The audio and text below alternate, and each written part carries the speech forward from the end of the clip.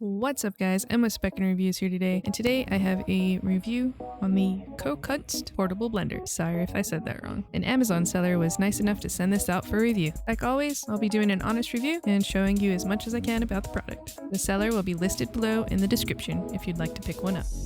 In the box, you get your blender, an ice cube tray. On the tray, it makes little cubes, easy for your blender to crush up. A cleaning brush that you attach the handle to. This cleaning brush that comes with it prevents you from scratching up the plastic. So if you don't want a scratched up blender, you might just want to stick to this one brush. And a USB-C cable. On the side of the cup, the measuring increments are in milliliters and in ounces. The blade is made of a stainless steel, and I can tell you, it's very sharp. This is where you would plug in the provided USB-C cable. The manual recommends charging for 3 hours prior to using. Tapping the button with the 3 little arrows will indicate how much battery life you have left. As you can see, I already charged my blender. When you're done charging, make sure to put the cap back on the port. It's a water-resistant seal that will prevent your blender from breaking if it gets wet on the inside of the port. Keep in mind, you cannot throw this blender in a dishwasher. It will ruin it. The lid itself has a good seal on it. It's not too hard to open and it's not too easy at the same time. You have to push with some force to get the top off, which is good because you don't want to make a big mess when the blender's actually on. There's also enough room for you to put a straw in if you'd like, or you can just drink it straight from the cup. I prefer a straw. The lid does come off, you just unscrew it from the top, and on the bottom there's a silicone piece to keep it from leaking. On the silicone piece there are 4 prongs that hold it in place. If you notice your cup leaking, you might have to fix it and make sure the silicone's sitting on those prongs. I had this problem once while testing the unit. And of course, the base comes off also. When the base is off, it makes it easier to access the blade to clean it. Just be careful, it's sharp. Okay, the rest of the video is one of those moments where it's like, don't do what I did. I took the base off to fill the cup. Just take the top off and leave the base on. I don't know why I didn't do that, but I didn't. The first smoothie I tried to make was a simple watermelon, ice, and water smoothie. It's more like agua fresca than a smoothie.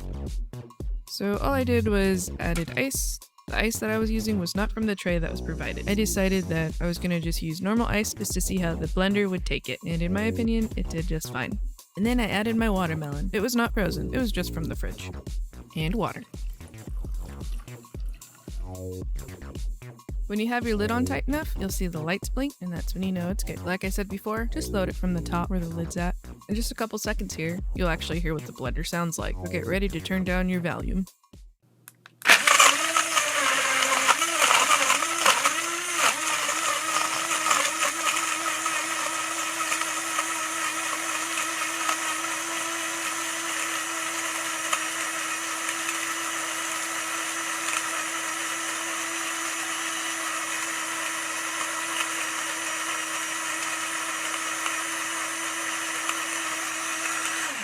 This clip is shot in real time, no editing or anything. This is how the blender works. It does have an auto shut off. It goes on for 40 seconds, but because it looked done to me, I shut it off early. At the bottom, you can see what was left over after I was done drinking it. There was just a couple pieces of watermelon left, but I think that's pretty good. The next smoothie I decided to make was some berries that you can get from the freezer aisle at your store. This one was banana, blueberries, kale, and strawberries. On the bag itself, it does say to leave it out for like an hour or something, but it was like 100 degrees outside, and by the time I got it home, I felt that it was pretty good just to stick in the blender, so I went ahead and did that. And again, I used normal ice, and I put some yogurt and some water. And with using the normal ice, it did get stuck in the blades, but for what it did that first spin before it got stuck, I thought that was pretty cool. I sped up the video. I was going around shaking it and just trying to get to go again. And when the blade does get stuck, the lights will blink like at least 3 or 4 times, and then you can go ahead and double tap the button again and it'll try to blend again. After a couple times of it getting stuck, I figured it was good enough. It looked really blended already, so I was pretty impressed because those fruits were still pretty frozen. I decided to try to flip over the lid to see if there would be a leak. There was none. If you do see some residue on the cap, it's because I decided to take a drink of it before I did this test. I drank the smoothie with the straw so we can see what was left over that wouldn't fit up a straw. And there was just some ice cubes left over. No fruit, just the ice cubes, which is not a big deal. Oh gosh, I messed up. Messed up. Well then. I don't make very good smoothies or shakes, so don't judge on that based on if it's too watery for you or something. If you know what you're doing, I'm sure it'll come out way better than mine, but I thought it came out pretty good and it tasted fine. This time I'm gonna make a milkshake. First I put my regular ice cubes in, then my vanilla ice cream,